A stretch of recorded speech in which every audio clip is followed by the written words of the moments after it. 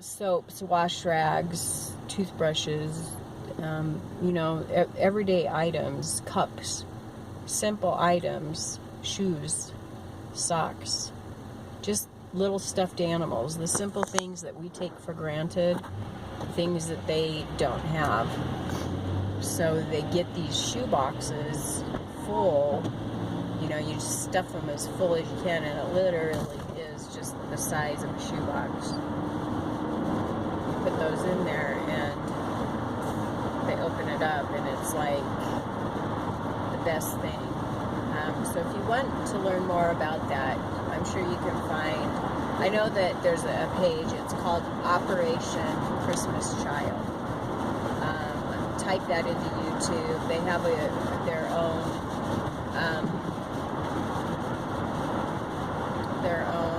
website, so you can find out.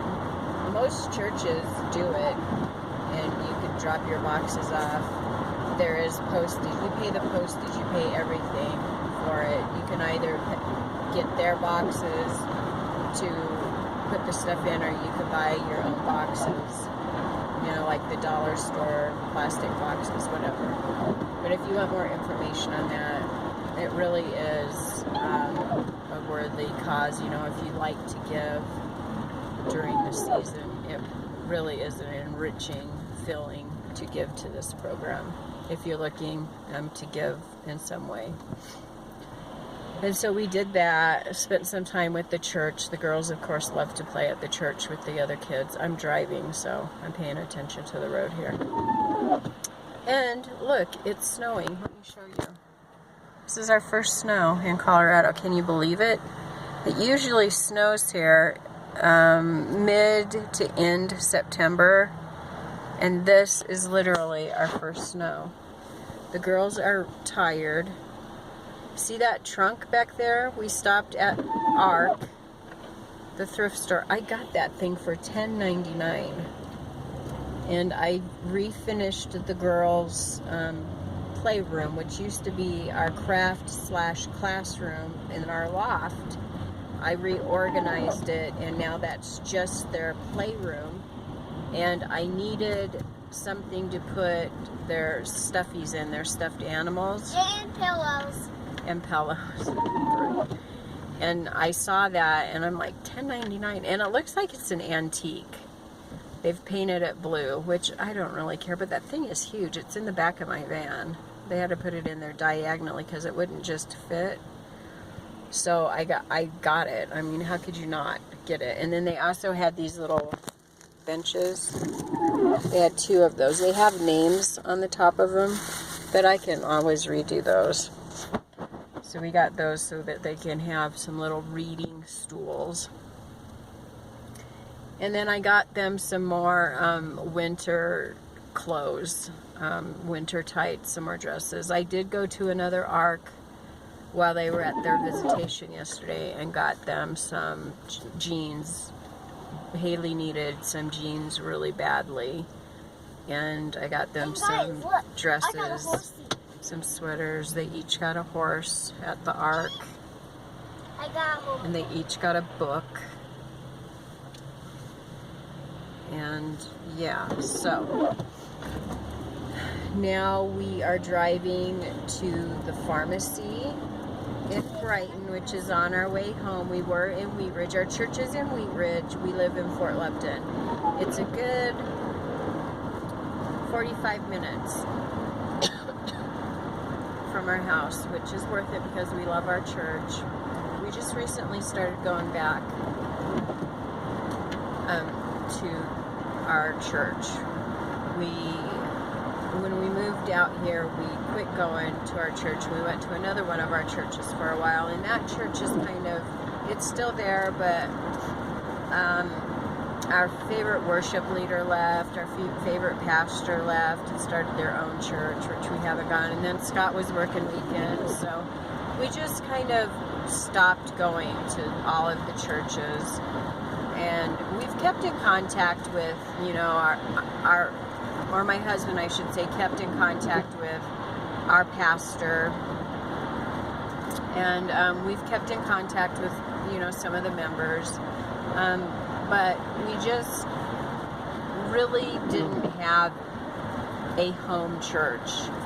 And when Scott got weekends off again, we just really decided to commit to our old home church and get involved, because we really missed having a church family and having that connection.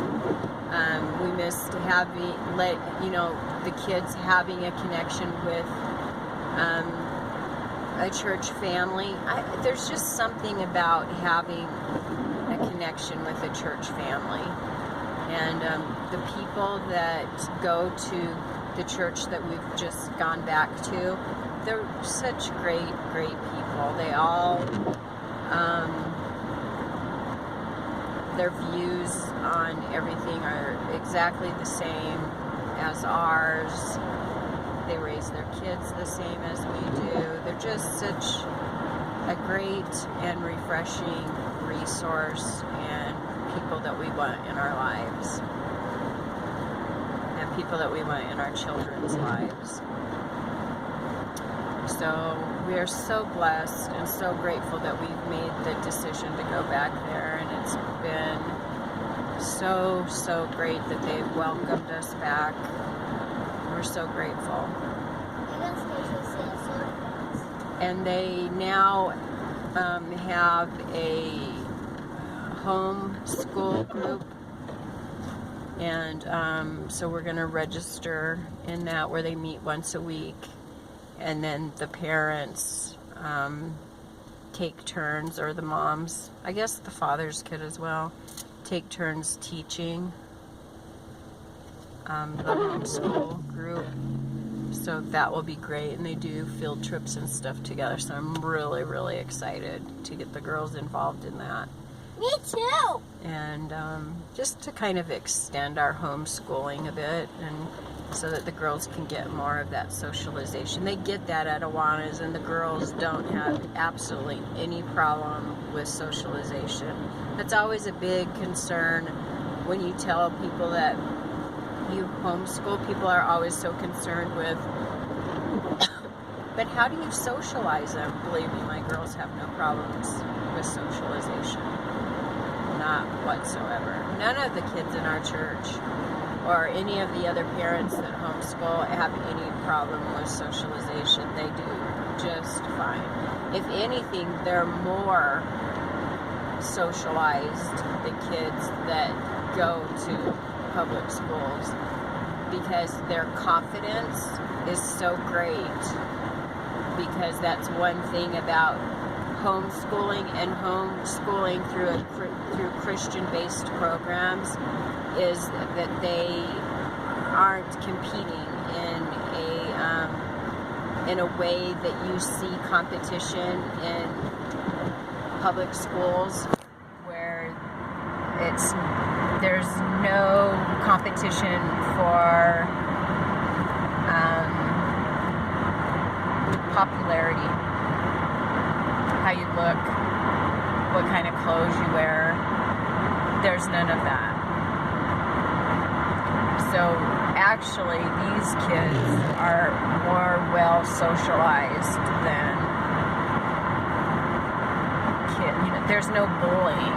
Like, our kids aren't exposed to any of that type of behavior. I guess that says it all.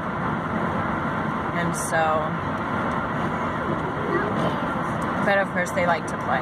They've got each other, the girls have each other, but they've got Awanas every week.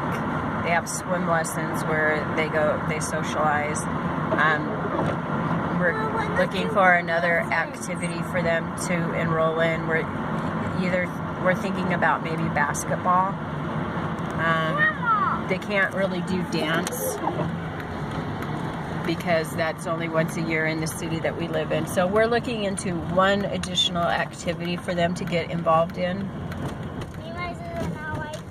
So we just need to find, when living in a small town, you're just kind of restricted on activities like that. So Anyways, I just wanted to kind of give you an update. I have not been crafting whatsoever. I'm still organizing the house. I still need to redo the girls' closet and their clothes, so their dressers. I'm still reorganizing closets and dressers. And hopefully tomorrow I can get that completed. And other than that, I think I pretty much have the house totally, completely gone through. Like everything gone through, like baseboards completely cleaned, windowsills cleaned, everything I spring cleaned in fall. So the next big thing is going to be to put up Christmas decoration. Oh, we're going to have the carpets cleaned, and then we're going to do Christmas decorations. Scott passed his physical for his CDL, so he's good for that. So really, our stresses are over. We're good. We are shopping attorneys right now, and we still, but that's not stressful. What happens with that happens with that. We're not expecting anything. We're not stressed out about it. We are just going into that with the attitude of what happens, happens. We're not going to be stressed out over that. We are totally putting that into God's hands, and we are going to let the law and God lead us through the lawsuit. And life is good. Life is extremely good right now, and hopefully, me and Ronnie were talking about crafting. She hasn't been doing a lot either. And I'm going to put together or look into doing some holiday crafting stuff. So I just wanted to give you guys an update and say hello. And let you guys all know that I am thinking about you guys and praying for all of you guys, and you are always so near to my thoughts and my heart. And as always, we hope that you are all having a good morning, afternoon, evening, wherever you are in the entire world. And as always, God bless. I just painted my bye guys, we love you so much.